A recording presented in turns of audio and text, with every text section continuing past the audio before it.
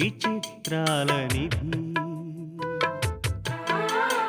ఓ విధి విచిత్రాల నిధి వింత కథల సారథి ఆశ నిరాశల వారధి నిరంకుశ నిర్ణయాల నిర్దయవానిధి ఓ విధి విచిత్రాల నిధి ఓ విధి విచిత్రాల నిధి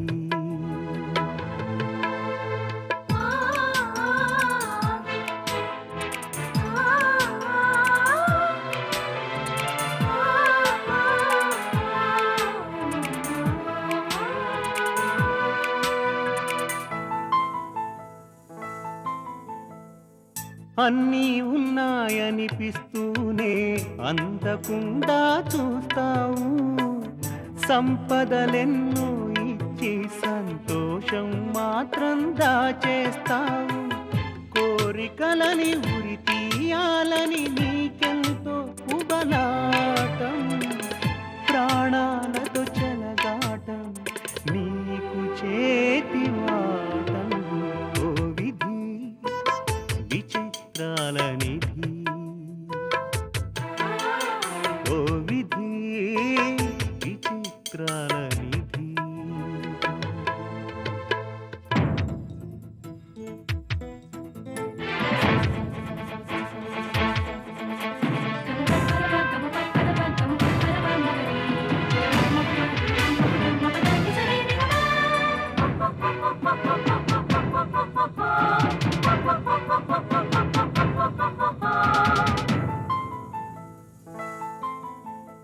ఊహలు తలకిందులు చేసి ఉనికిని చాటుకుంటావు ఊహించని మలుపులతో ఉసురు పోసుకుంటావు మనసు మమతలపై నీకు అనాదిగా కక్ష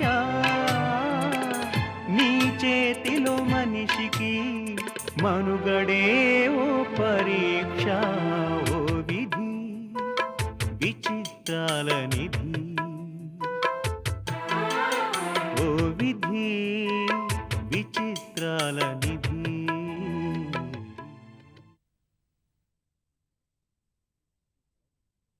నువ్వు సెలవు పెట్టి మీ అవ్వకు బాగా అయ్యేదాకా అక్కడే ఉండాల్సింది. నేను సెలవు పెట్టడం ఎందుకు బాబు? మా అప్పిగాడు అక్కడే ఉన్నాడుగా. వాడి మొహం వాడేం చేయగలడు?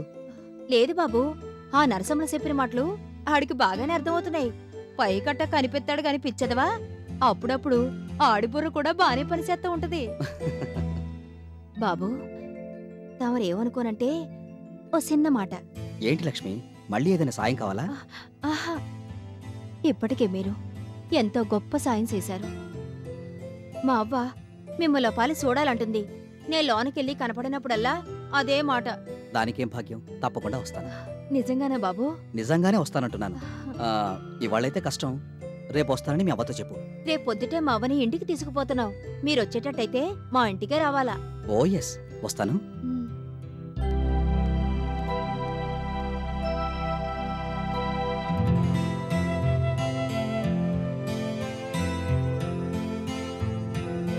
నాలుగు పాయింట్స్ రాసుకోవడానికి ఎంతసేపే?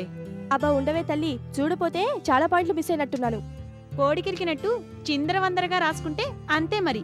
అయినా నువ్వు రాసుకున్న రన్నింగ్ నోట్స్ నీకే అర్థం కాకపోతే ఎలాగే? ఎగతాళి చేసినంత మటుకు చాలే.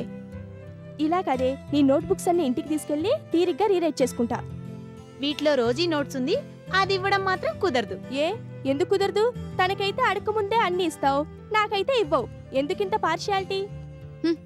Hi Rosie darling. నన్నెవరూ మాట్లాడించొద్దు. ఏమైంది? ఏ రోజీ నీ నోట్బుక్ తీసుకుంటానే. Hell with the notebook. ఆ చిరుబుర్లేంటే తల్లి? తనేదో పెద్ద హీరో అయినట్టు ఫోజులు. ఓహో, మదన్ విషయమా? ఏమంటాడేంటి? నిన్న తనేదో పెద్ద ఘనకార్యం చేశాడు కదా, కంగ్రాచులేట్ చేద్దామని వెళ్తే తప్పించుకు పారిపోయాడు. నీకెలా తెలుసు? పాత కథేగా. అతను అలా వాంటెడ్ గా అవాయిడ్ చేస్తున్నా నువ్వు మాత్రం అతను వదిలిపెట్టావు. నిన్నటి ఇన్సిడెంట్ తో నాకో సంగతి అర్థమైందే. పరోపకారం లాంటి యాక్టివిటీస్ అంటే అతనికి ఇష్టం. ఆ లైన్లో ప్రొసీడ్ అవరాదు. నువ్వు కోరుకున్నట్టే దగ్గరవుతాడు. పరోపకారాలు గిరోపకారాలంటే నాకు పరమ అసహ్యం. అసహ్యాన్ని కాసేపు పక్కన పెట్టి అతని కోసం ఒకళ్ళ స్టైల్ని నేను ఇమిటేట్ చేయనని తెలుసు కదా, నా స్టైల్లో నేను దగ్గర అవుతాను. అది కాదే, దివ్య చెప్పిన దాంట్లో పాయింట్ ఉంది. అవతల వాళ్ళకి ఏది ఇష్టమో మనము అదే చేస్తే ముందు మనుషుల దగ్గర అవుతారు, తర్వాత మనసుల దగ్గర ఆ అవుతాయి. తరువాత అబ్బబ్బా, కాసేపు ఆపుతారా మీనాసా? నాకు ఇష్టం లేని పనులు చేసి అతనికి దగ్గర కావడం కాదే, నాకు ఇష్టమైన పనులే చేస్తాను, వాటిలో అతన్ని ఇన్వాల్వ్ చేస్తాను. చచ్చినట్టు నా దారికొస్తాడు.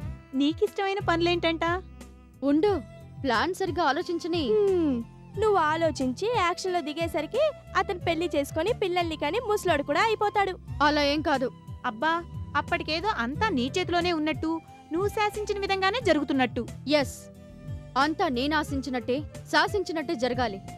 చూస్తారుగా త్వరలోనే. హ్మ్.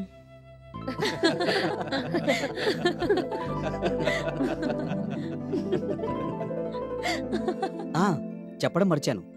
ఇంటర్ కాలేజ్ కాంపిటీషన్స్కి వెళ్ళే టీంని నన్ను లీడ్ చేయమని చెప్పారు ప్రిన్సిపాల్ గారు. నిజంగానా? ప్రిన్సిపల్ గారే స్వయంగా నీతో చెప్పారా? అవునన్నా? మేం చదువుకునే రోజుల్లో ప్రిన్సిపల్ గారితో మాట్లాడడం అంటే ఒక అడ్వెంచర్లా ఫీల్ అయ్యేవాళ్ళం. మా ప్రిన్సిపాల్ గారు నాతో చాలా ఫ్రెండ్లీగా ఉంటారు. నేనంటే ఆయనకు ప్రత్యేకమైన ఇష్టం కూడా. అంతా బాగానే ఉంది బాబు. కాకపోతే వైజాగ్ వెళ్ళి రావడం అంటేనే కొంచెం ఇబ్బంది అవుతుందేమో. అదేమిటి, అదేదో అమెరికా వెళ్ళి రావడం అన్నట్టు చెప్తున్నావు? ఈ రాత్రికి ఇక్కడ బండెక్కితే హ్మ్. తెల్లారేసరికి అక్కడ ఉంటాం. ఉంటాం సరే, మిగతా విషయాలు కూడా కొంచెం ఆలోచించొద్దు. ఖర్చుల విషయమా నువ్వనేది? అవన్నీ కాలేజీ వాళ్ళే భరిస్తారమ్మా. అలాగా? ఇక్కడ బయలుదేరింది మొదలు మళ్ళీ తిరిగి వచ్చేంత వరకు ఖర్చులన్నీ వాళ్ళవే. మధ్యలో చిన్న సైట్ సీయింగ్ ప్రోగ్రాం కూడా ఉంది. అబ్బా, నువ్వెంత లక్కీ ఫెలోరా అన్నయ్య. కాలేజీ వాళ్ళ ఖర్చులతో ఎంచక్కా వైజాగ్ ని చూసేస్తున్నావు. సముద్రాన్ని కూడా దగ్గర నుంచి చూస్తావన్నమాట.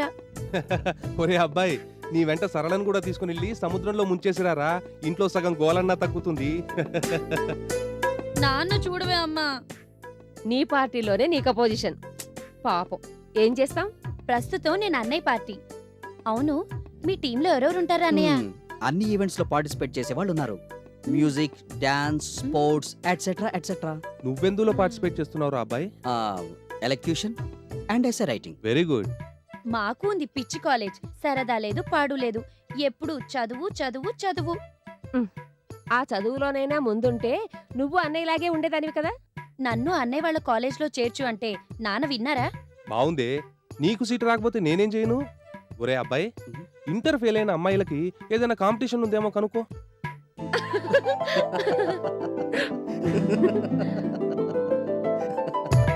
నాకేం అక్కర్లేదులే, అన్ని చోట్లకి మీ కొడుకునే పంపించుకోండి. వాడు నువ్వు ఊళ్ళు పట్టుకొని అలా తిరుగుతూ పోతే మమ్మల్ని ఎవరు చూసుకుంటారే? అందుకే కదా మనం ఇంటర్ ఫెయిల్ అయ్యి ఇంట్లో కూర్చుంది. అబ్బా, గొప్ప త్యాగి. నిన్ను ఆ, త్యాగి కొట్టద్దు.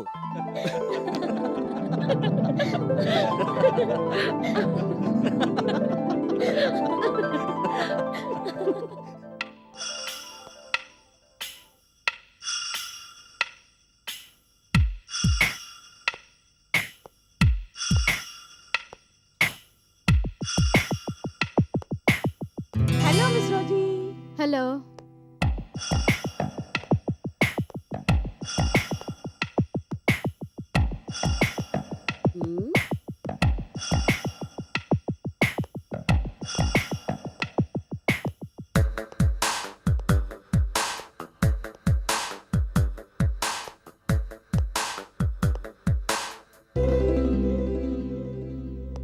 వాట్ వీడి, నన్ను ఆట పట్టిస్తున్నావా?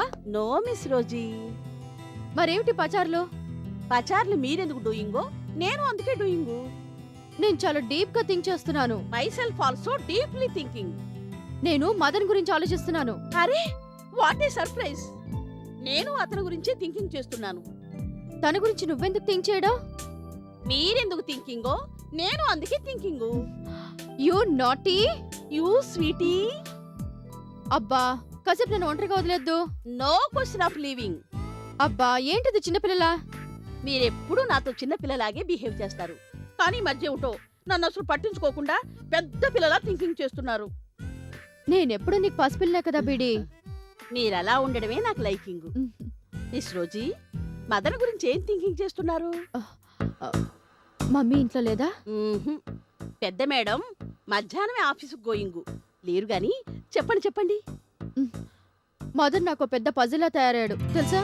పజిలైతే సొల్యూషన్ అవసరం కదా. కాలేజ్లో కనిపిస్తే క్లాస్ ఉందనో, మాస్టర్ని కలిసి డిస్కస్ చేయాలనో, లైబ్రరీలో పనుందనో తుర్రుమంటాడు.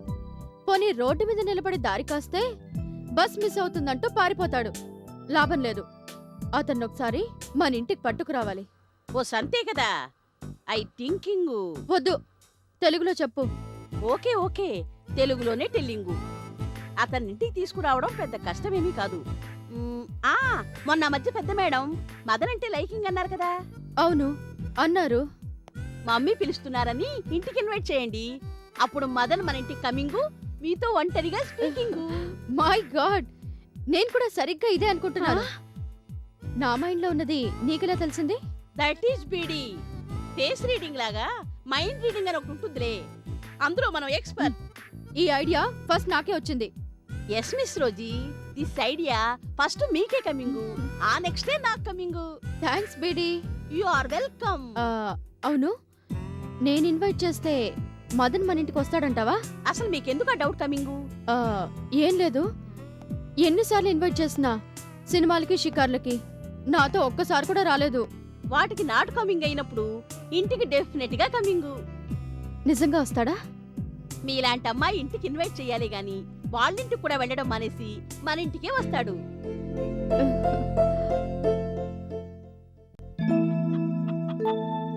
అవ్వా, నిన్ను చూసి హాస్పిటల్లో పనిచేసే వాళ్ళందరూ బెత్తరపోయారనుకో. ఈ వయసులో ఆపరేషన్ జరిగిన మనిషి ఎంతలోనే కోలుకోవడమేటి, లేచి నడవడమేటి అని ముక్కు నెలేసుకున్నారు. అవునమ్మా, నన్ను కూడా చాలా మంది అడిగారు. అప్పుడే ఇంటికి పోతున్నారేంది, ఇంకో 4 రోజులుంటే బాగుంటది కదా అని. మా అవ్వకు చాలా బలం ఉంది, ఎమ్మటినే లేచి తిరుగుతుంది అని చెప్పిన. బలం కాదురా అప్పిగా, అయ్యెవరో కాని సమయానికి దేవుళ్ళ వచ్చి ఆదుకున్నాడు కాబట్టి సరిపోయింది కాని, లేకపోతే తలకాడి ఈ పాటికి దీపం పెట్టాల్సి వచ్చేది. చిచి, అసలు సంధ్యాల ఏటే మాటలు? లేకపోతే ఏటమ్మా, అయ్యనో పాలు చూడాలని చెప్పేనా? నువ్వు నిజంగా ఆ మాట చెప్పేవా అని. చెప్పిందవ్వా. లేవదు లేవదు. నమస్తే సారు. ఏ రాపిగా బాగున్నావా? ఉండండి, పక్కింటి పోయి కూసీదెత్తా. వద్దొద్దు, నేను ఇక్కడ కూర్చుంటాలే. మీ అసంటోరు వచ్చినప్పుడు మేం మంచాల మీద కూర్చోవడమే తప్పు, మీరు మా మంచాల మీద కూర్చోవడమేటి బాబు? అవ్వా, అవన్నీ పాతకాలం ఆచారాలు. ముందు నీ ఆరోగ్యం ఎలా ఉందో చెప్పు. బాగానే ఉంది బాబు, తమరు దయ వల్ల. ఇదిగో, తమరు గెమరు అనొద్దు. నేను కూడా నీ మనవణ్ణి అనుకో. ఎంత పెద్ద మాట అన్నావు నాయనా. ఆ భగవంతుడి సెలవు వల్ల బతికి బట్ట కట్టాను.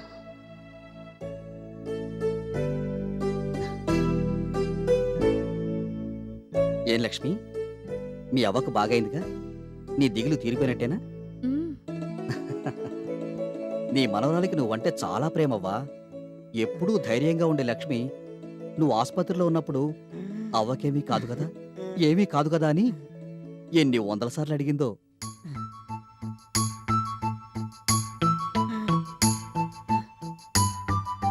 ఏంటక్కా?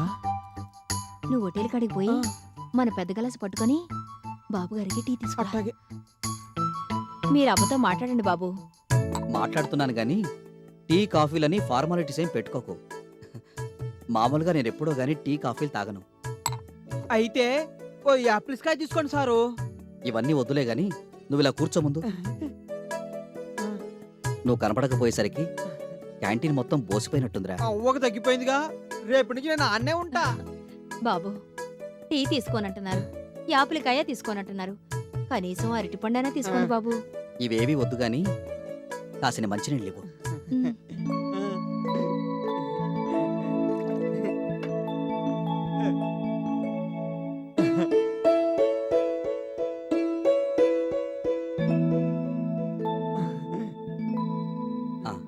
నాకు కొంచెం అర్జెంట్ పని ఉంది, నేను వెళ్ళొస్తాను. వస్తానవ్వా, నీ ఆరోగ్యం జాగ్రత్త. నిండు నూరేళ్లు చల్లగా ఉండు బాబు. వెళ్ళొస్తాను, వస్తాను.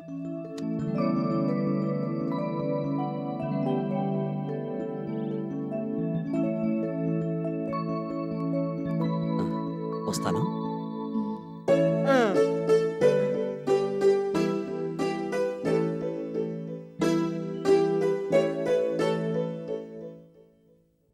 10 o'clock ఫ్యాక్టరీ విజిట్ మేడం. మ్, 11 o'clock Shaan Shah company inaugural function. Right.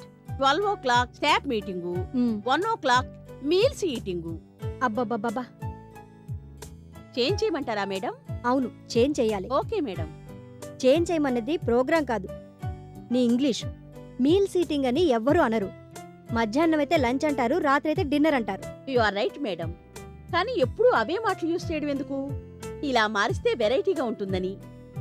అంత వెరైటీగా మాట్లాడాల్సిన అవసరం లేదు దేవమ్మా. కాస్తంత అర్థమయ్యేటట్టు మాట్లాడు చాలు. Okay madam. లంచ్ తర్వాత camber of commerce meeting. Camber of commerce ఏమిటే నీ మొహం? Chamber of commerce. అలాగే అనుకోండి. ఆ తర్వాత మ్, హలో,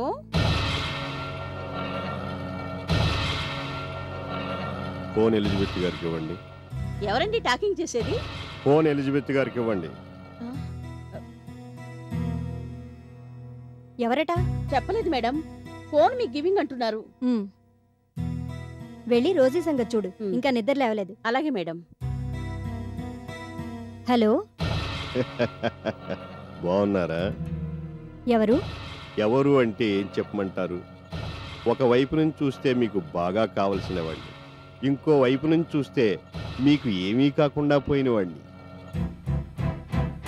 నువ్వు జీ బెనర్జీ. నువ్వింకా బతికే ఉన్నావా? కద్దామని ఎన్నిసార్లు ట్రై చేసినా లోకం నన్ను చావనిస్తేగా. చచ్చిపోతాను మొర్రో అంటే బతకరా ఇడియట్ అంది. బతుకుతాను రా భగవంతుడా అంటే చావరా రాస్కెల్ అంటుంది. ఈ లోకం ఎంత విచిత్రమైందో చూసారా వదిన గారు? నన్ను అలా పిలవద్దని కొన్ని వందల సార్లు చెప్పాను. మీరు అలా చెప్పినప్పుడల్లా నా వదిన్ని వదినా అని నోరారా పిలిచి తీరాలనుకుంటాను. చూసారా, ఈ విషయంలో కూడా మీరు చెప్పినట్టు వింటలేదు. అసలు నాలాంటి వాడిని ఏం చేయాలి వదినా? మిస్టర్ బెనర్జీ, నా కవతలు చాలా పనులున్నాయి. నాకు కూడా మీతో చాలా పనులున్నాయి వదిన గారు. అబ్బా చూసారా, మిమ్మల్ని నేను ఎంత స్వీట్గా పిలుస్తున్నాను. అసలు నీకు ఈ నంబర్ ఎవరిచ్చారు? ముంబై నుంచి రాగానే నేరుగా మన పాతింటికి వెళ్ళాను. ఇల్లు మారారని తెలిసింది. ఆఫీస్కి వెళ్ళాను, అప్పుడే మీరు వెళ్ళిపోయారన్నారు. ఇంటి ఫోన్ నెంబర్ అడిగాను, ఎవరికి పడితే వాళ్ళకి నంబర్ ఇవ్వమన్నారు. వాళ్ళు నా స్టాఫ్, అల్లాటప్ప మనుషులు గారు. కానీ అల్లాటప్పగాడు ఒకడున్నాడు వదిన గారు, జస్ట్ 100 రూపాయలకి అమ్ముడిపోయాడు. ఎవడు వాడు? తెలుసుకుని మాత్రం ఏం చేస్తారు, పోనిద్దరు. వాడు ఎలా ఉంటాడు? జీసస్ని 33 నాణాలకి అమ్మాడే చూడాస్, అచ్చం వాళ్ళలాగే ఉన్నాడు. ఆఫీస్కి వెళ్ళగానే వాడి పని చెప్తాను. 676 మంది స్టాఫ్, అందులో ఎవరు పని పడతారు? పోనీ అందరి పనులు పడుతూ కూర్చుంటే అవతల మీ పనులు ఏం కావాలి? అందుకే నా ఒక్కడి విషయం ఆలోచిస్తే ఇంకెవ్వరి విషయం ఆలోచించక్కర్లేదు. ఏమిటి నీ విషయం గురించి ఆలోచించేది? వేరే ఏముంటుందో వదిన గారు, నా ఆలనా పాలనా చూసుకోవాల్సిన అన్నయ్య గారు, అదే మీ ఆయన గారు అనుకోకుండా పోయారు కదా. ఇక నుంచి నాకు తల్లైనా తండ్రైనా అన్నైనా వదినైనా అన్నీ మీరే కదా. ఏదో మీ కంపెనీలో నాకింత చోటిస్తే మీ సేవలో తరిస్తూ నా శేష జీవితాన్ని గడిపేస్తాను. నా కంపెనీలోనే కాదు, నా ఆలోచనలో కూడా నీకు చోటు లేదు. ఈ విషయం ఇప్పటికే ఎన్నోసార్లు చెప్పాను, మళ్ళీ చెప్తున్నాను. మీరు ఎన్నిసార్లు చెప్పినా వింటాను వదిన గారు. నేను అనేవాడిని మీ జోలికి రాకుండా ఉండాలి అంటే, ఐ మీన్ మీ కంపెనీ వ్యవహారాల్లో జోక్యం కలగజేసుకోకుండా ఉండాలి అని మీరు అనుకుంటే ఆస్తిలో నా వాటా నాకు పంచివ్వండి. చూసారా ఎంత వినయంగా వినమ్రంగా రిక్వెస్ట్ చేస్తున్నాను. నీ నక్క వినయాలు నా దగ్గర కాదు మిస్టర్ బెనర్జీ. ఇది నా హస్బెండ్ స్వయంగా సంపాదించిన ఆస్తి. దీనిలో నీకు చిల్లి గవ్వ కూడా రాదు.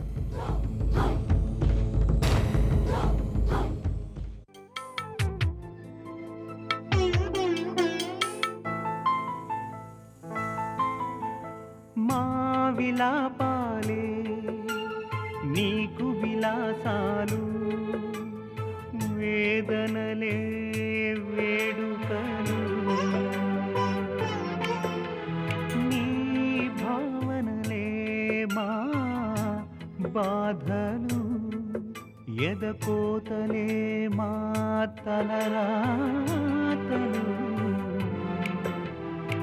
నీది హృదయం కాదు కఠిన పాషాణం గుండె గుండెలో విషాదమే ఇందుకు తార్కాణం ఓ విధి విచిత్రాల నిధి ఓ విధి విచిత్రాల నిధి వింత కథల సారథి ఆశ నిరాశల వారధి నిరంకుశ నిర్ణయాల నిర్దయవానిధి ఓ విధి విచిత్రాల నిధి ఓ విధి విచిత్రాల నిధి